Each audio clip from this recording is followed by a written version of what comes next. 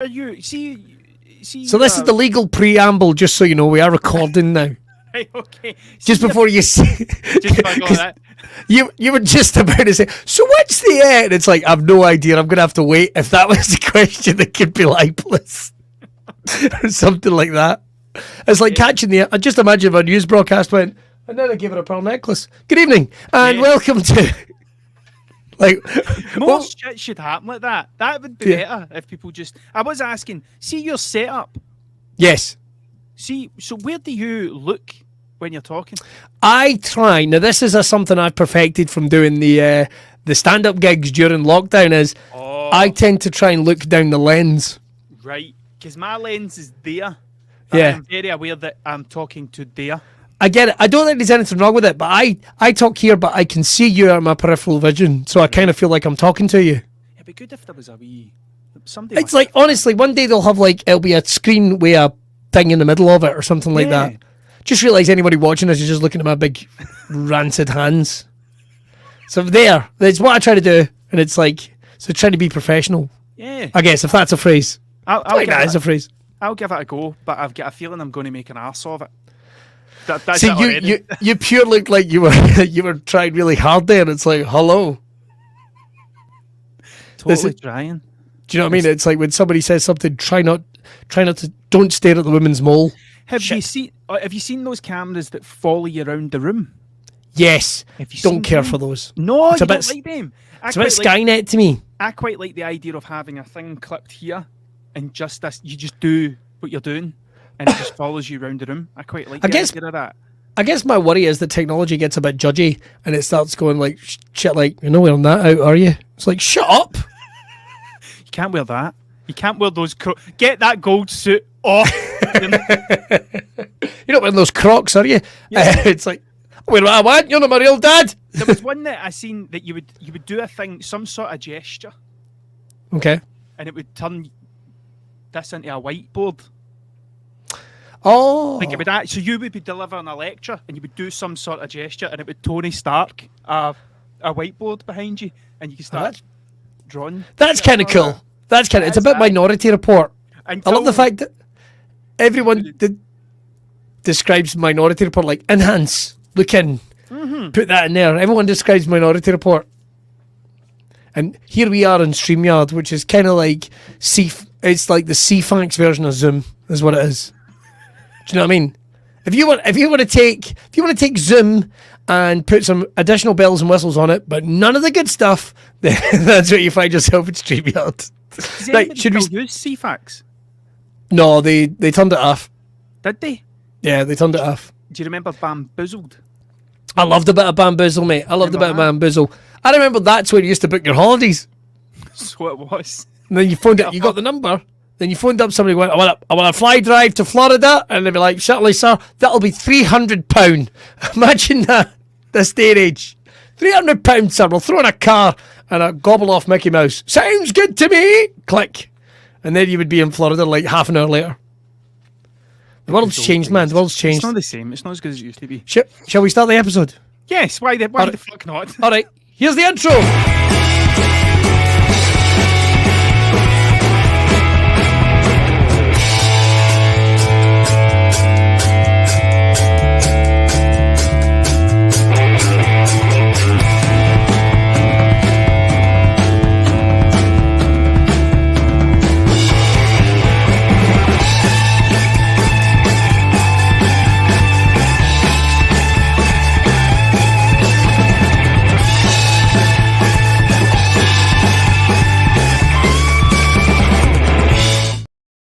How you doing, everyone? Welcome back to BRAWCAST. I was just double checking. CFAX is definitely off. Just double checking. As you can see, me and Tosh are kind of back in the intranet biosphere kind of a thing, because we're both busy and we're in different places right now.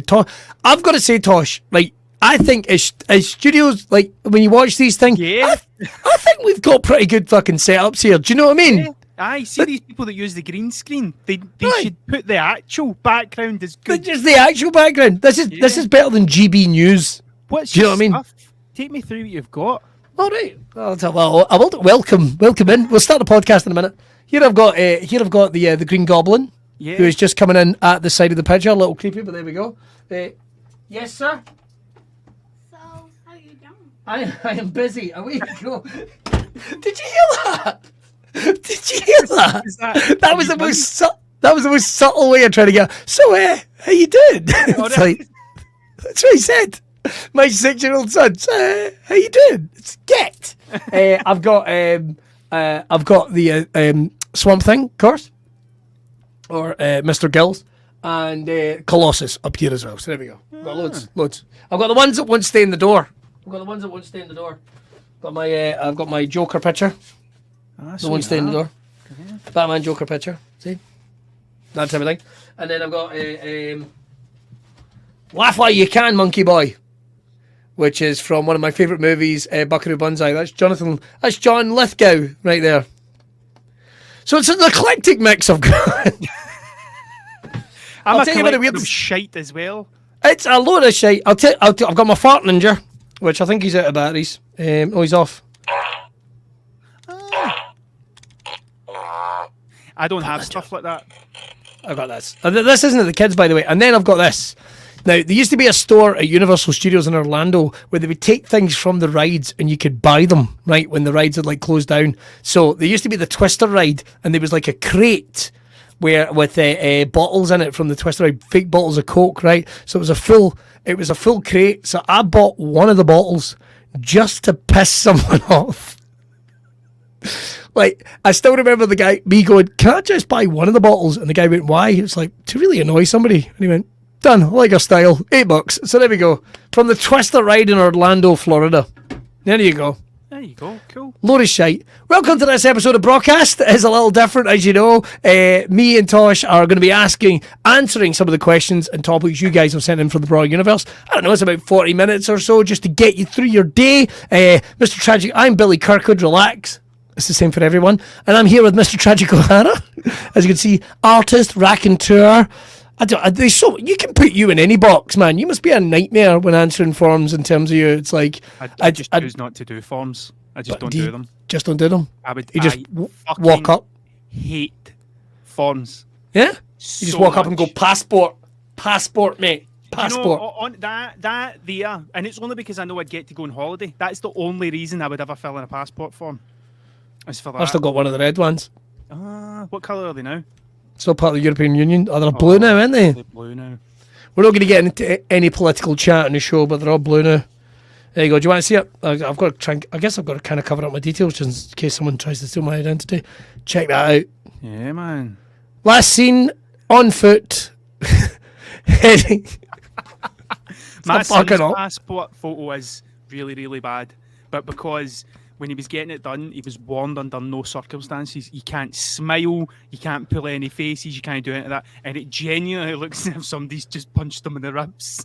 It's the most terrifying thing. Like, I had mine done at the passport office, and I just kind of, and I was like, stop smiling. Didn't know it was. You're just trying to pull every face. It's like, is this all right? It's like, no, look at the camera. No, but your shoulders are going to be straight. No, and your head. Oh my God. That's a total nightmare. It's a total nightmare. But in terms of BRAWCAST, of course, it's brought to you free each and every week by the sexy MFers over at Braw Beard Oils. Don't forget to get tickets for the championships, which I am still angling that Tosh is going to be a judge at. It's going to be immense. He's going to be there, sniffing beards, feeling the texture of the course. What does it involve? What is the judging of beards? Looking, mostly. Is that mostly? So the touching, I don't need to touch people. You're just. I think you can touch. I think you should touch, to be honest. Okay. Because what if you touch it and you go, "Oh, that feels like angel delight. That's not right. That's not a good beard. That." You know what I mean? What if you touch it and it's like one of those cakes you keep seeing on the internet? Do you know there's actually a show on Netflix called Is It Cake? I'm not even making this up. The concept for this show is it a real thing or is it a cake? So is this a real Xbox controller, or has somebody gone to the time and wasted their life making it into a fucking cake? I refuse to watch that stuff. I refuse because the reason I pay a subscription to Netflix was to get away from reality TV. Nah. See that bog standard, rotten, fucking run-of-the-mill, formulaic pish. I didn't want to watch that. And then they're trying. There was another one I watched, but looked really good. And it was like this guy who was making. It was like people would send him ideas and he had to make them with his team of people. Right. And I was like, oh, that's a fucking great idea. But it got a bit too American chopper. It got a bit that kind of thing. They all started. Oh, the fucking bike's broke. What are we going to do? Oh, Jesus. We'll never be able to fix that bike. Like, no, remember, it's fuck all like the bike we fixed last week. Like, that was totally fucking different. Like, that shit. Pimp my ride. Exactly. When are they going to start doing ones? It's like this week on scaffolding. Doogie is raging. That would be tremendous. Yeah, Doogie is raging because he's not tied a cloth on the end of the pole. Somebody's going to lose an eye on that, son. Do you know what I mean? You only get two. You're like a pirate. You know what I mean? What else could you have? This week in accountancy. Where's the fucking calculator? Jesus. I think there's a market for real jobs. Well, either that or we can do game shows. And this week on Heads Down, Thumbs Up. I love a game show. That would be a good thing. Squid Games, the equivalent of Squid Games, but it's Heads Down. There's a season 2 coming. So what you don't know is, spoiler, the whole first game, see, instead of the wee doll running around with a red light, green light, it's actually just a guy screaming Heads Down, Thumbs Up. They're well going to run out of games. And if you can't get exactly, Tig, what else have we got? Kiss, chase, kiss, cuddle, and torture. Whose finger?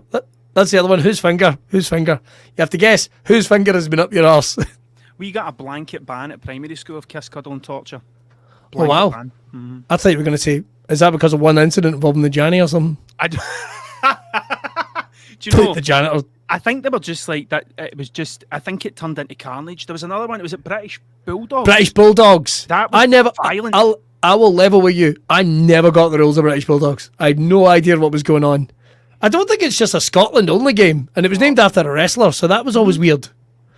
But I never got the rules. It just seemed to be people running at each other. That's you know how you get. And I played rugby, for fuck's sake. You get mosh pits, which would never be. I never ever called it a mosh pit. It was always a fight pit.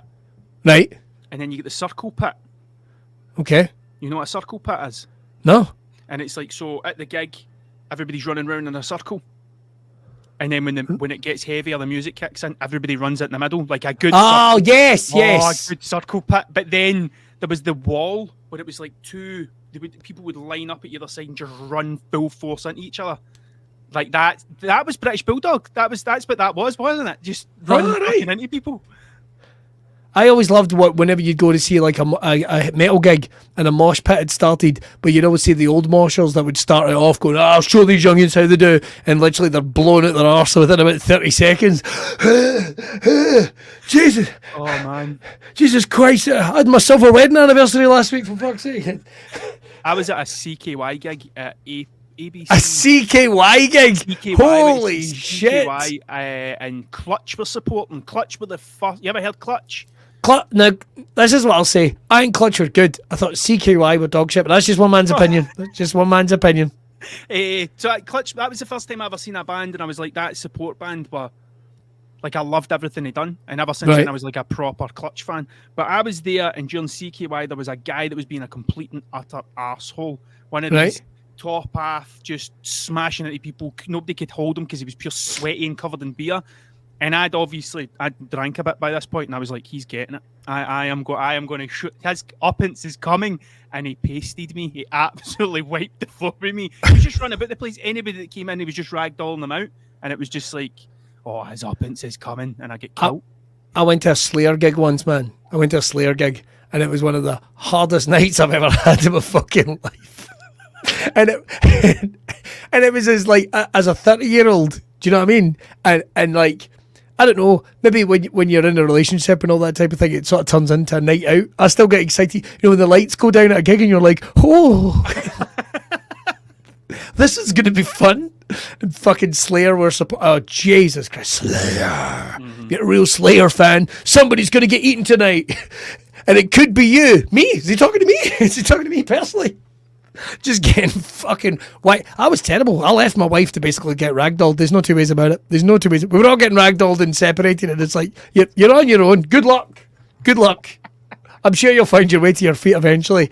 Fuck that, man. Gigs, man. I remember I was at Tea in the Park one year. I think it was the Tea in the Park where the lineup was still palatable. I think the first Tea in the Park I went to was... Now, if anybody doesn't know what Tea in the Park is, a big music festival. It used to be quite good when it was in Strathclyde Park. It used to be quite good. I remember getting snuck in by my brother. And I'd know... But this shows you how young I was, right? Bare Naked Ladies, Alanis Morissette, Dogstar, maybe even... Fucking hell. And if nobody knows who Dogstar is, it's Keanu Reeves' band. Remember when Keanu Reeves got them? When everyone forgets this story, Keanu Reeves got to the centre of Glasgow, got on a bus, travelled out to Tea in the Park himself, got his accreditation, went and did the gig and then came home. You are joking. Keanu Reeves. He's even better now. I never knew that. I love that guy. He did. What a sweetheart. What a sweetheart of a boy. Yeah. I'm trying to think, who's the other band? Because there was another band I went, they were actually quite good. And I kind of followed them. But I love the Bare Naked Ladies, man. And Alanis Morissette. What a weekend. Oh my God. What was their song? What was the song that... Well, their big song was If I Had $1 Million, right? Oh, yeah, I remember that. But the, who was the other band? Ned's Atomic Dustman.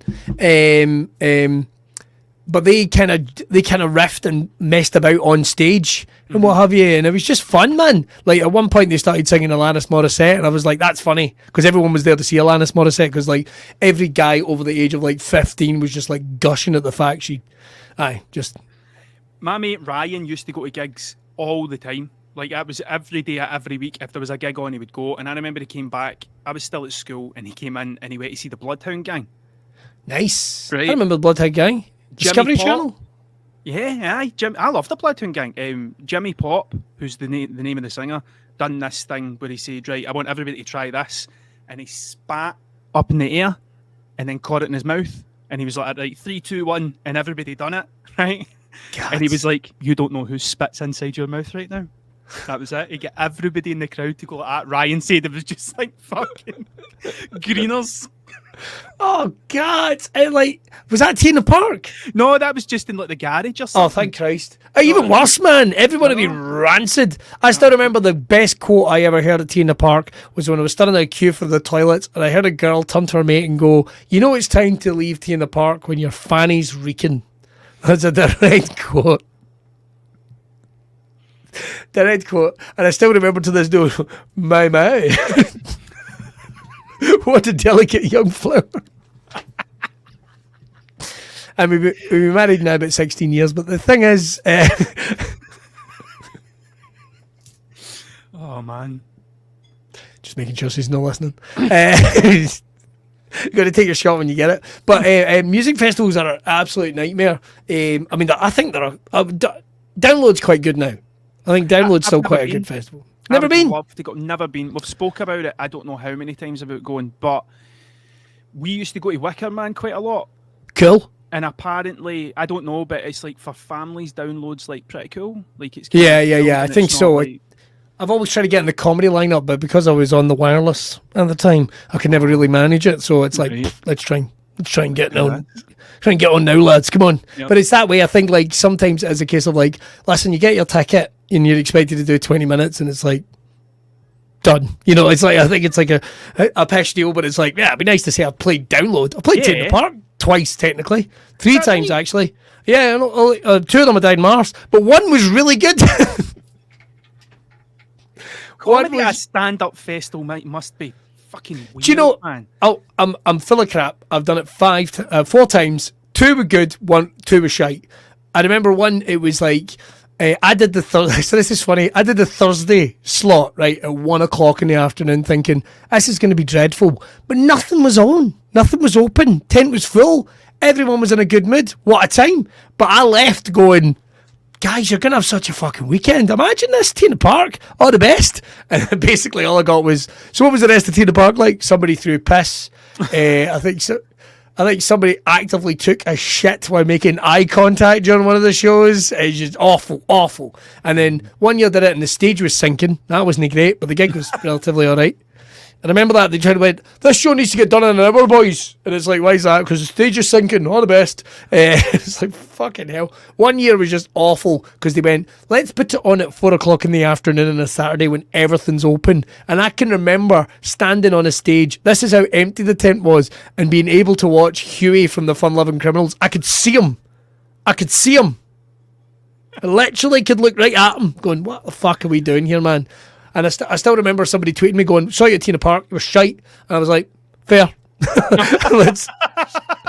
Fair. I was not great, but I was paid decently to be there, so go fuck yourself. Yeah. I was getting my attitude. Yeah. I fair. I wasn't that good, but I was paid for what I did, and I fucking deserved every single penny. You useless fucking stupid bastards. Honestly, what a fucking horror of a festival. I still remember, like, finishing the gig and going out into the arena. So this is like 5 o'clock-ish on the Saturday.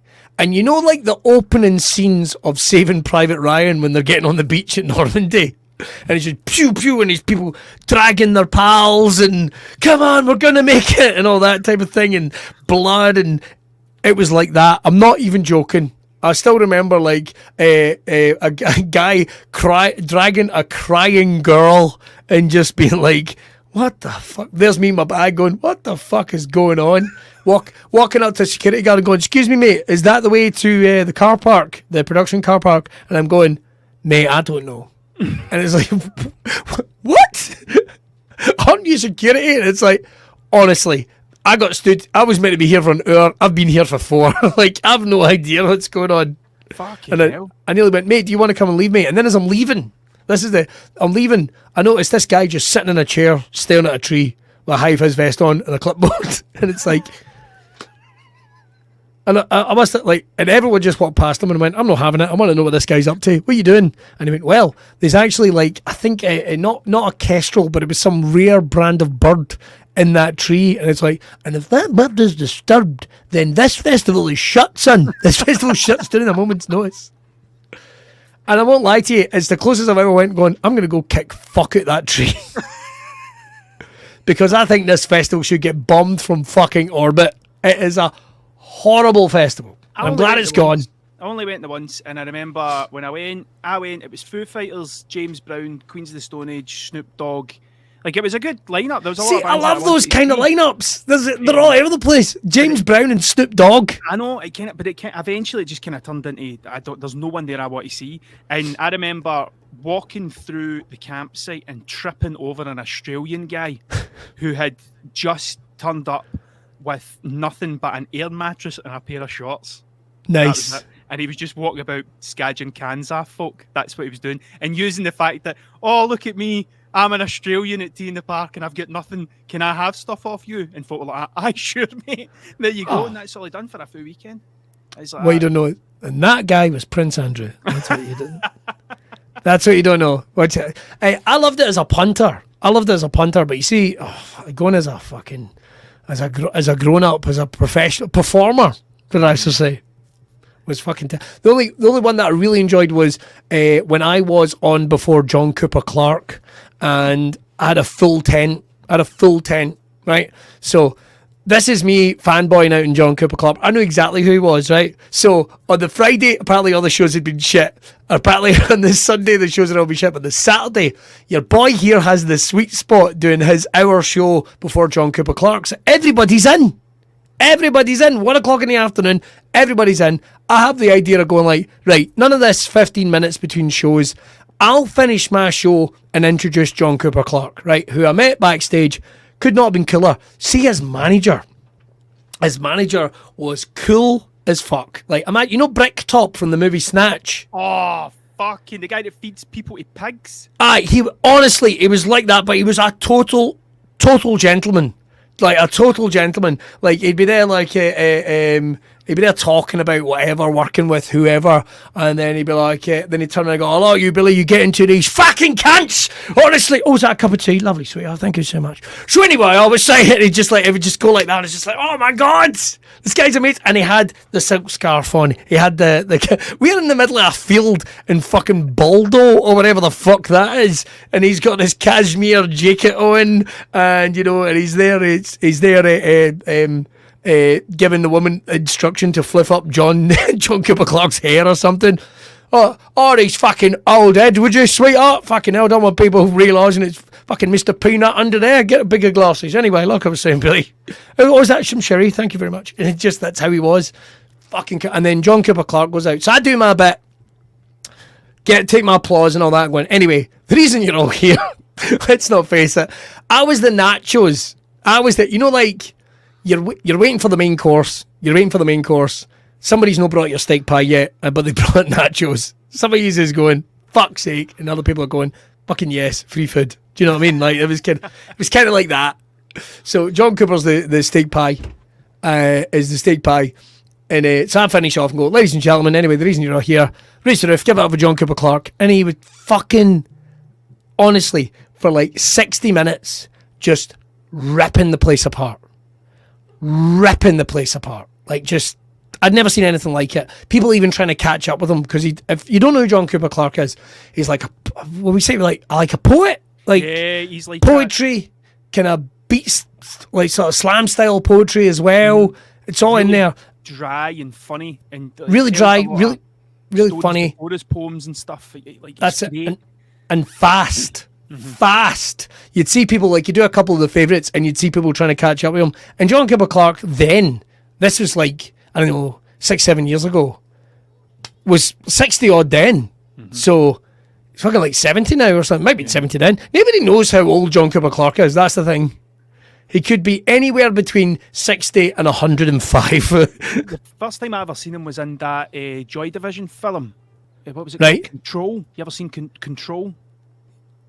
I don't think I have. Great movie, man. It's a fucking great film. I can't remember the name of the guy that plays Ian Curtis, but there's like 2 bits in it where, like, he's walking down the street. Like, Ian Curtis is walking down the street. He's got a suit jacket on.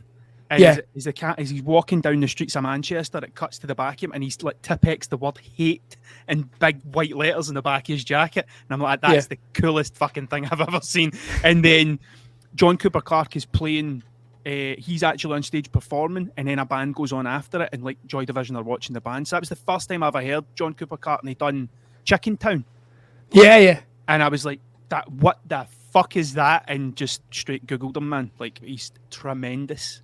Tremendous. We'll never get him on the show, man. We'll never get him on the show. Want him and his agent on the show. We just asked him questions. I had a moment where I was playing. This is, you know how I don't want to do the old name dropping thing. Do the old name dropping. I'll catch it for you. Don't worry. I was playing with Pete Doherty, so I was. Oh my! And I was playing with him. Fucking hell, pick that up, Billy. The fucking. There's a weight to this. Right, so he was playing, but it was the guitar tech that was the pure interesting guy, because he was fucking miraculous drunk. He was steaming, and I think the guy that managed Pete Doherty was also Scottish. So I think that everybody he went out with were like Scottish guys.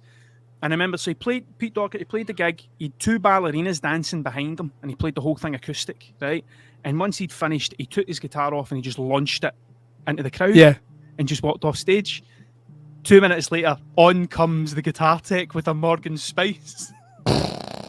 Holding it like he's fucking serving, like that, right? And he comes in and he's like that, just pointing at the crowd going, "Gaze it back. Fucking Gaze it back." And the guitar starts crowd surfing back with bits missing off it, like fucking strings and machine heads and stuff. And he just, that's what he done. He must have done that every night. That was his job, was to make sure it was in tune and fish it back out the crowd at the end.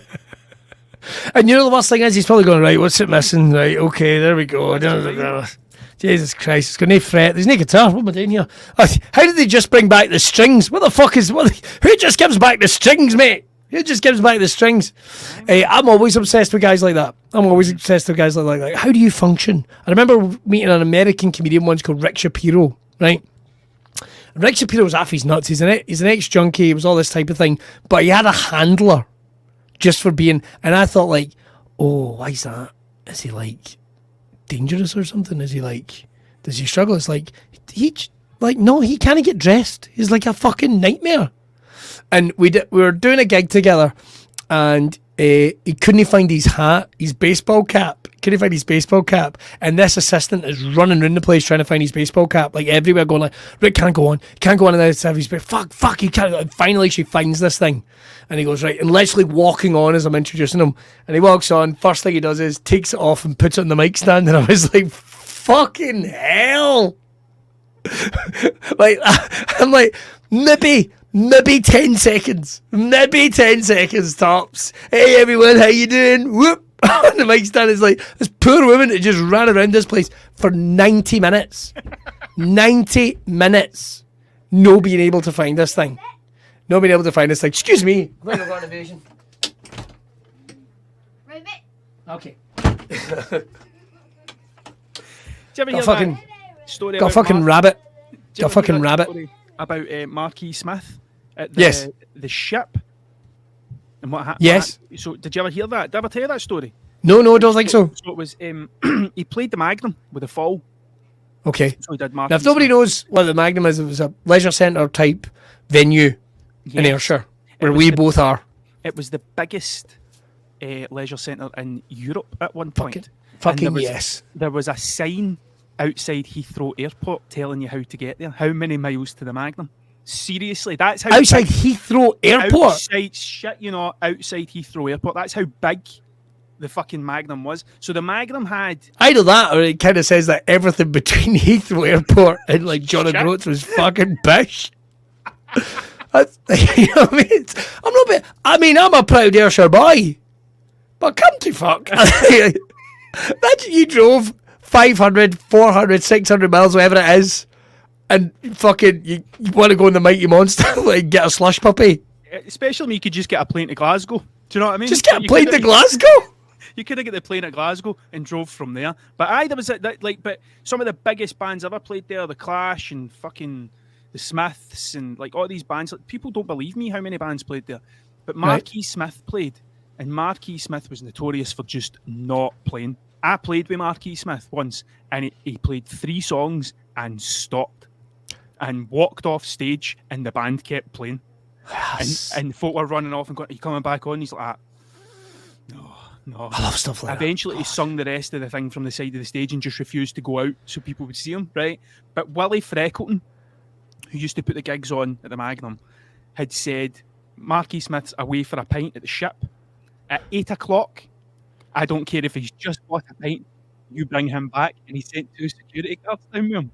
So right. Marquis Smith sitting drinking his Guinness in the ship. 8 o'clock.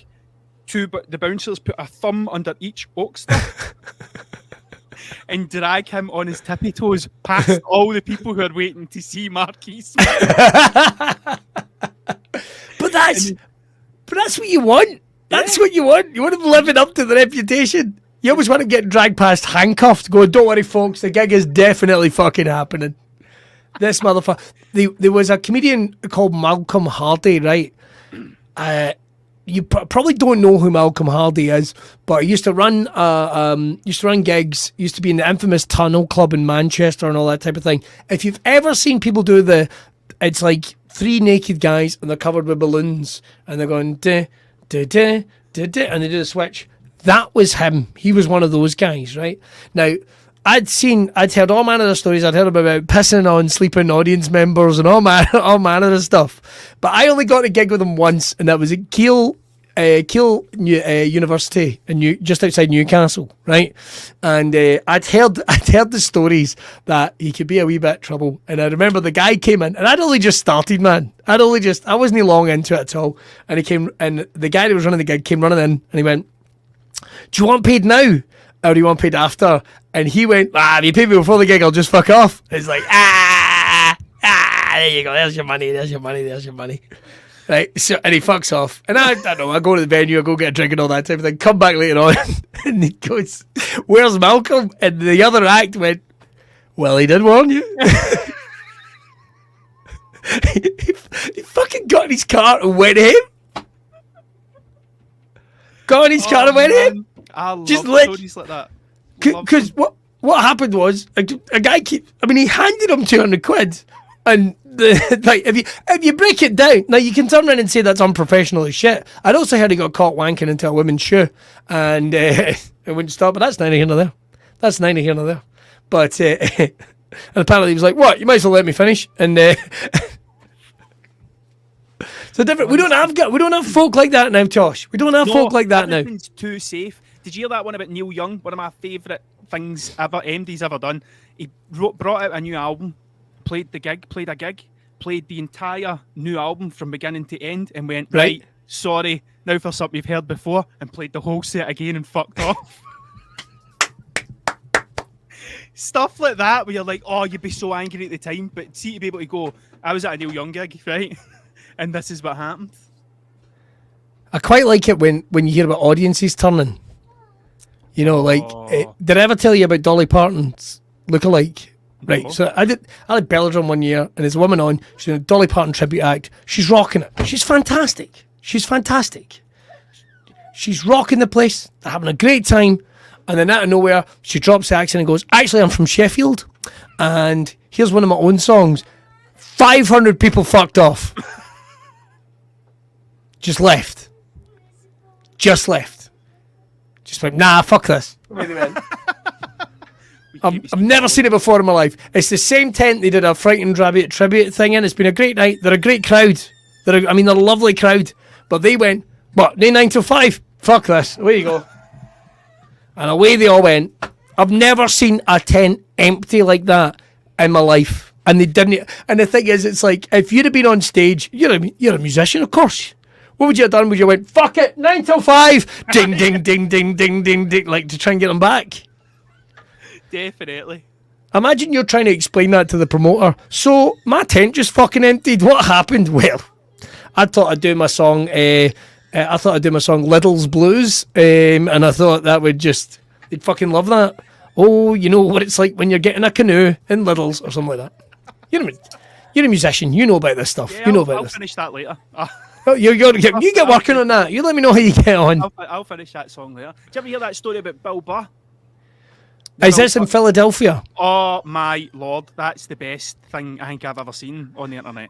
Now, there's not a lot of footage of it, but the audio is about, right? But there is some bits of footage. And I'll tell you this, I've seen it, and I used to think it was ridiculous. But now I actively go, totally get it. Totally get what's going on. Been there, done that. There is nothing worse than that situation where you are like, fuck these guys. Fuck these guys. Fuck them. Fuck them all. And what I love is the wave is the crowd, like he loses them, he gets them back on side, and just when they're kind of digging his shit, he kind of goes, go fuck yourself, you Philly cheesesteak eating motherfuckers. You fucking heroes rocking, he's not even really fucking losers.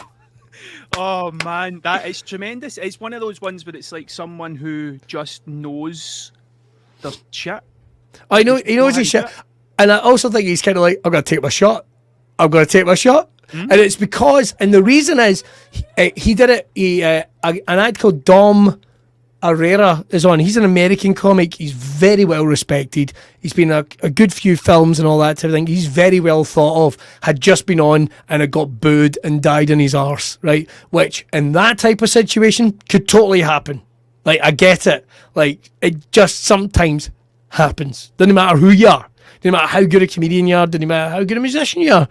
It just happens, right? And there's nothing you can do about it. So he apparently got fucked off at this and was just like, nah, they can all go fuck themselves. They've paid me my money for 15 minutes. I'm going to let them fucking have it. Have it. Because I did a thing called the Philly Phobia Festival over in Belfast, right? And I'd heard about how many acts had died on the route, particularly like quite big, quite famous acts. And I didn't realise there was quite as much pressure. Like, it's like, Lenny Henry walked off after 7 minutes. It's like, right, 2 questions. First of all, why did you book Lenny Henry? Second of all, did you still pay him? And in my head, they're like, you've got to do 30 before Frankie Boyle comes on. And I'm kind of like, right, you can do 15. you can fucking make it to 15. If you make it to 15, you're better than Lenny Henry. There's the benchmark. I'll fucking show you, Henry.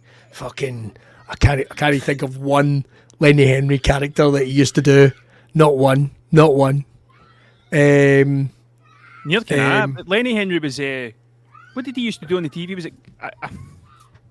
What did he do? He done a thing on the TV. That was the first time I seen him, but it was like a game show or something.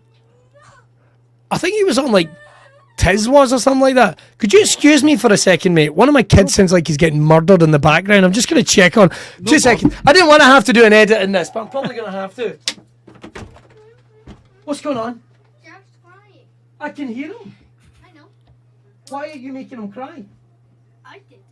I was scrapping. Go and put something on for him and give him a dummy. Scrapping the bed sheets, good. and I put it upstairs. All that. Oh my god. Right. All right. What I just watched though was a one-man play. Sorry to show my parenting, but you've got to go, why are you making him cry? Well, I didn't. See, what happened was I got a bed sheet and threw it over him, and it's like, I can see why he's crying. I can see why he's crying. But in saying that though, I've only ever once had one horror thing with my kids at a gig. Only once. Twice, actually. That's not true. Twice. So I did I was doing Belladrum one year. I'm backstage with my wife and one of her babies at the time. I don't remember which one. And she's having a conversation with someone else backstage.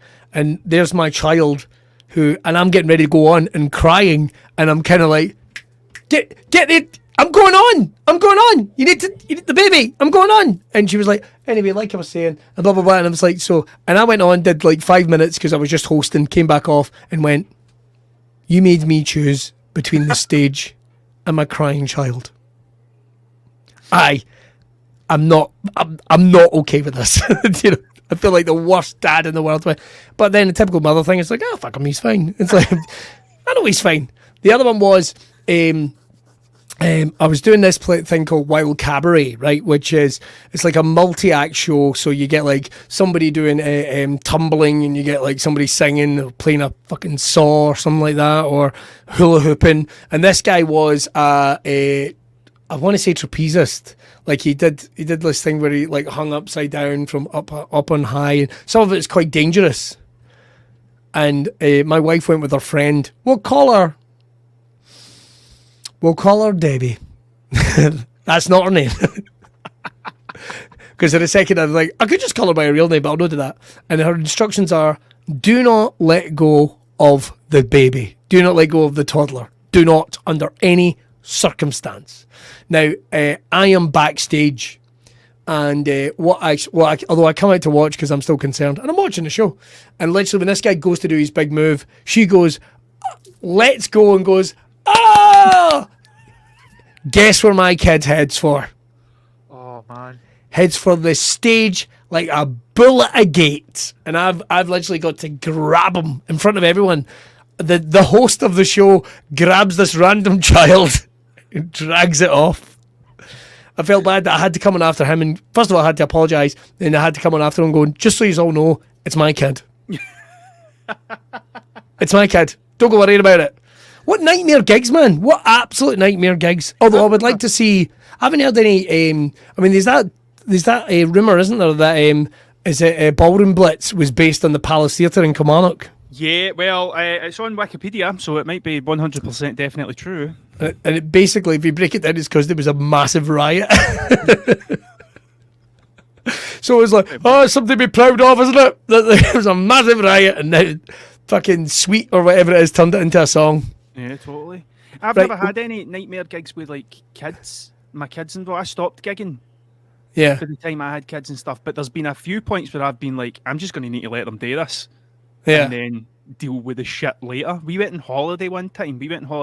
Our first abroad holiday to Spain, and the hotel room we were staying in, for some reason, all the doors had buzzers. Right. It was like an outside kit, it's wee pool and stuff, but all the buzzers were really low down. And my kids get up 5 o'clock every morning. Like that was it. And it's been that routine forever. which is why I have a face like this, because I'm up at 5 o'clock with aim just jumping on top of me, right? Right, they're with you, brother. During the holiday, like we were like, right, get them dressed and get them out, right? And the first day we opened the doors, they just ran up and down the hall, ringing every single fucking buzzer the whole way down, right? I'm try to say, don't touch the buzzer, don't touch the buzzer, try to chase them, and a pair of flip flops like a total fanny. And it just got to the point where it was like I kept forgetting about the fucking doorbells. So by like the third day, I was just like, fuck it. Like, that'll just need to be the way that it happens. I can't catch the two of them. Folk are getting woken up. That's it. But it's like when people do, you'll never understand it unless you have kids. Like sometimes you just want like some adult attention or some adult conversation. Like topics only adults talk about. Like what's your favourite hob on the top of an oven?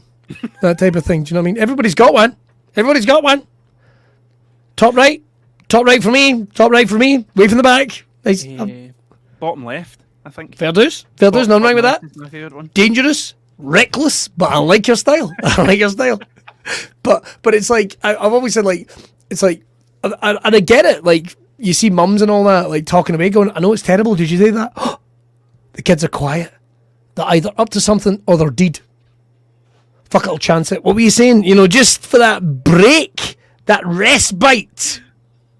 It's just part of life, man. Just part of life. Right, I tell you what, before we finish off this episode, got a couple of questions sent in from the Brawl universe. Are you ready? All right, okay, cool, man. Right. Adam Allison, double A.